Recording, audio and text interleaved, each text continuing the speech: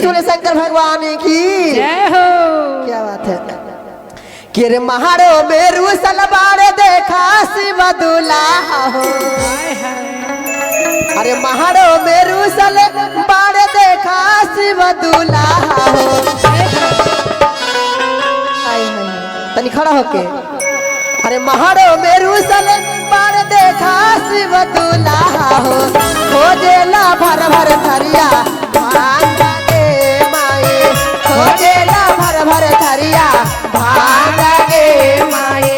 महारो मेरू सलवार देखा शिव दुल्हा हो। मारो मेरू सलवार देखा शिव दुल्हा हो। महारो मेरू सलवार देखा शिव दुल्हा हो। मारो मेरू सलवार देखा शिव दुल्हा हो। खोजेला भर भर थरिया भांगाए सखी। खोजेला भर भर थरिया भांगाए सखी। चुपके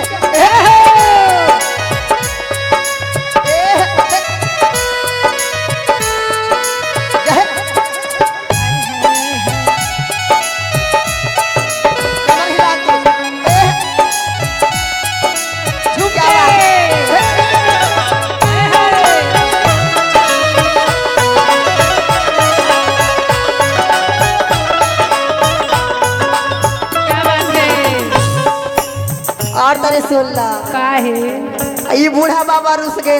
अरे घर में कोई नशेड़ियो नहीं खे। ना कोई गांजेड़ी बड़वे ना केहू भागेड़ी हो। ना कोई गांजेरी बरवे ना कोई भांगेरी हो। ना कोई गांजेड़ी हवे ना केहू भागेड़ी हो। ना कोई गांजेरी हवे ना कोई भांगेरी हो। कहवा से पूरा होई मांगाए सखी। कहवा से पूरा होई मांगाए सखी। कहवा से पूरा होई मांगाए सखी।